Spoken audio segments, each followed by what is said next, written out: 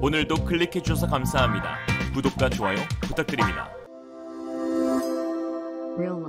현재 우크라이나 전쟁이 파국으로 치닫고 있습니다. 전범국 러시아의 푸틴은 전쟁을 끝낼 생각이 없어 보이는데요. 지난 20일 푸틴은 예비군 동원령까지 발표하면서 민간인 희생을 감수한 장기전 대비를 시작하였습니다. 러시아 하원은 20일 전투를 거부하거나 상관의 명령에 불복하는 병사를 최대 징역 10년에 처하는 형법 개정안을 통과시키기까지 했는데 무려 2차 대전 후 처음 있는 일이었습니다. 이에 대해 푸틴의 정적이자 교도소에 수감 중인 야권운동가 알렉세이 나발리는 우크라이나 전쟁이 악화되고 있다는 방증이라고 비판하였고, 블로디미르 젤렌스키 우크라이나 대통령은 푸틴이 결국 우크라이나를 피바다 속에서 익사시키기 원하는 것 같다며 규탄하였습니다. 그러면서 어떠한 협박에도 굴하지 않겠다며 우크라이나가 점령한 지역의 탈환을 중단한다는 계획은 없다라고 했는데요. 전쟁이 장기화될 조짐이 보이자 인접국 폴란드 역시 만반의 준비를 하고 있습니다. 지난 21일 폴란드 테오시 모라비에키 총리는 러시아가 우크라이나의 국경을 바꾸려 할 것이라며 폴란드는 현재 육군 병력 6만 명에서 20만 명으로 증원할 계획임을 밝혔습니다. 일각에서는 요즘 같은 첨단화 시대에 보병 증원은 별 필요 없다라고 하실 수 있지만, 사실 영토를 점령하여 실질적인 지배력을 행사할 수 있도록 하는 건 여전히 보병의 몫으로, 해상 전력과 항공 전력 모두 최종적인 목표는 보병 지원을 통한 지상군의 승리를 이끌어내는 것이라 할 수 있습니다. 전쟁을 끝내는 건 깃발 꼽는 보병이다 라는 말도 있죠.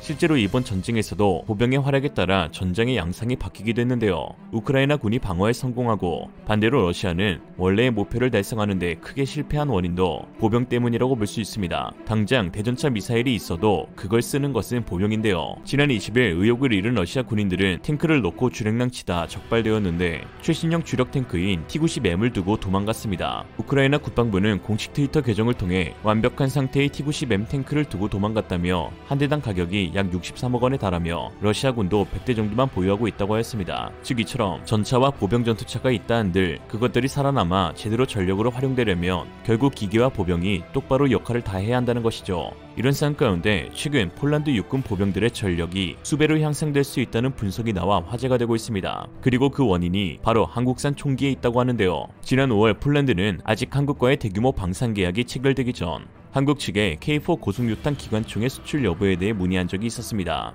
당시 K2 전차, K9 자주포, FA-50 경공격기 등 거액의 첨단 무기들이 주목받고 있는지라 K4 고속유탄 기관총에 대한 주목도는 상대적으로 떨어져 그냥 관심이 있는가 보다 하고 지나갔었는데요. 4개월 전에 깔렸던 복선이 최근 9월 20일 다시 드러나게 되었습니다. 지난 20일 방위사업적 기술정책과 정보 목록에는 국방과학연구소가 보유하고 있는 기술에 대한 이전 검토가 진행되었었는데요. 바로 대폴란드 수출용 40mm 이중 목적 고폭탄 K212에 대한 제작 기술이었습니다. 그리고 이 K212 이중 목적 고폭탄은 K4 고속유탄 기관총에 탑재되는 탄약이었죠. 즉 폴란드는 한국의 기술 이전을 받아 현지 라이센스 생산을 통한 자체적인 탄약 공급에 들어갈 것이고, K4 고속유탄 기관총을 한국에서 수입해 폴란드 육군 보병의 화력을 증대시킨다는 플랜이 수립되고 있는 것인데요. 만약 폴란드가 K4를 제대로 운용하게 된다면 이는 현 폴란드 육군 보병의 화력이 지금과 차원이 다른 형태로 발전할 수 있게 됨을 뜻합니다. 아니 고작 총 하나 수입하고 탄약 제조 기술 이전 받는 것 같고 너무 호들갑 아니냐 하실 수 있지만 K4와 K212의 위력을 자세히 살펴보면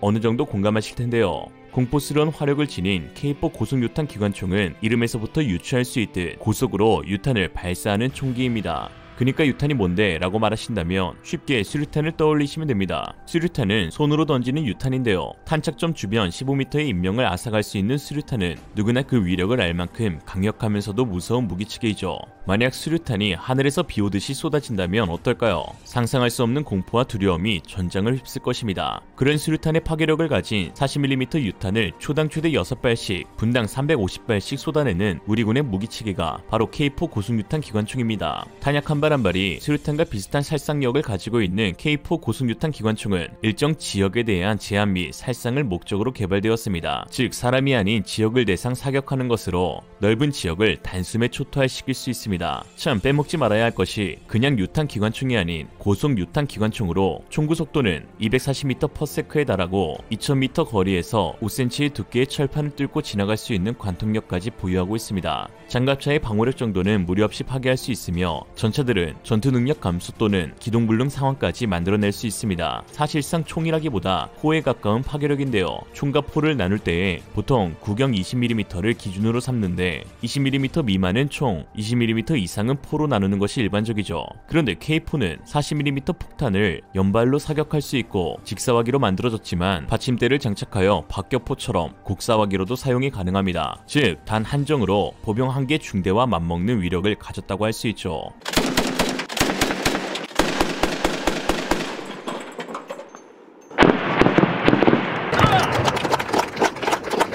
폴란드 육군의 새로운 게임 체인저로 불리기에 손색이 없습니다. 한 군사 전문가는 K4 고속유탄 기관총은 작동 불량 등 고장이 적어 신뢰성이 높은 무기라며 해외 수출 시장에서 현존하는 최강의 보병 화기로 인정받고 있다고 평가했습니다. 외형적으로 MK19과 유사하기 때문에 일각에서는 K4 그거 MK19의 복제품 아니냐 라는 사람들도 있지만 순수 국내 기술로 개발된 총기입니다. 개발을 맡은 국가연과 S&T 모티브는 MK19 모드 1의 설계를 참고하였으나 동작 해석의 부분을 참고한 것일 뿐 자체적인 설계의 무기체계로 MK19과 내부 구조가 다르고 상호간 부품 규격도 달라 호환성이 없다라고 했습니다. 이로 인해 특허 문제나 저작권료 문제가 일절없고 해외 수출도 가능한 것이죠. 최영진 S&T 모티브 고문은 무기체계를 그대로 베껴서 만들며 문제가 발생했을 때 해결이 불가능하다면서 양산 초기에 송탄 관련 문제를 일으킬 수 있는 부품들을 보완하면서 야전의 신뢰도가 매우 높다라고 했습니다. 현재 K4는 개발국인 우리나라를 포함 전세계 10여 개의 국가에서 사용되고 있는데요. 한국에서 통하면 전세계 어디에서 통한다는 것을 입증하듯 정글이나 사막에 이르기까지 다양한 지역에서 활약 중입니다.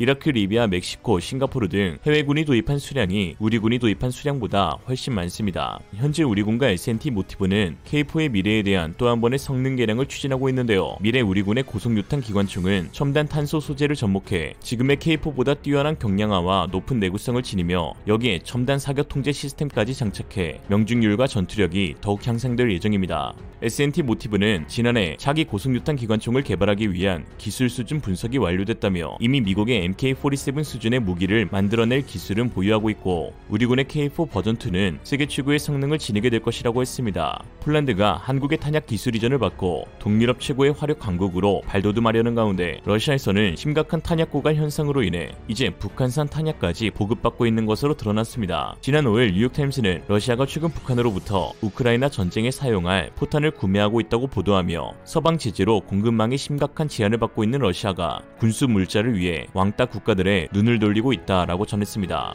뭐 역시 끼리끼리죠. 너희 새끼는 왜 아닌 척하고 있어. 북한산 포탄의 수량 및 재원은 알 수 없었으나 최근 러시아가 이란산 드론을 구매했다는 소식이 전해진 지 며칠 만에 추가로 군수 공급 실태가 알려진 것이라 러시아군의 장비 부족 상황을 유추할 수 있는 지점입니다. 이에 로젠버그 차관보는 지난 21일 북한의 러시아 무기 수출은 명백한 제재 위반으로 북한에 대한 추가적인 경제 제재를 가할 것이라고 하였습니다. 이에 북한은 나 안 했다고 그 입 다물라고 발악하지만 뭐 어차피 좆된 거 그냥 좆대. 세계 어디에도 소총이 없는 군대는 없다고 합니다. 그러나 현재 소총을 자체적으로 생산하고 있는 나라는 세계 220여 개 국가 중 40여 개 국가에 불과하고 그 중에서도 우리나라와 같이 자체 개발에 수출까지 하는 나라는 10여 개국에 한정된다고 하는데요. 북괴의 남침 당시 제대로 된 소총 한 자루 없어 기습에 속수무책 당했던 우리 군도 이제는 당당히 세계 방산 4대 강국으로 도약하고 있습니다.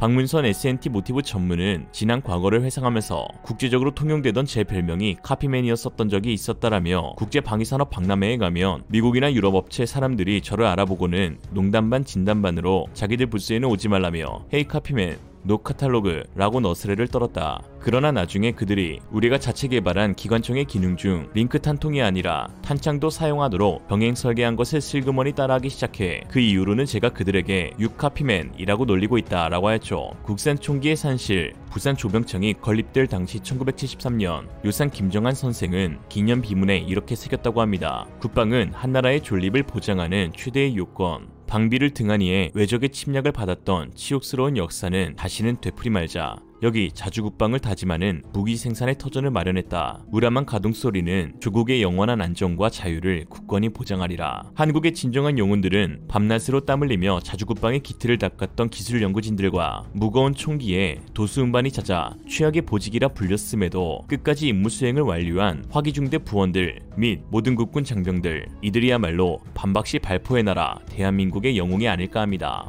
한편 이러한 소식에 중국 네티즌들은 한국 놈들 무기 다 팔고 나면 자신들이 쓸 건 없겠네 라면서 요상한 말들을 늘어놓고 있다고 합니다. 아니 그렇게 궁금하면 한번 쏴줄게. 오늘의 한 줄 평, 아직 여러 벨 남았다.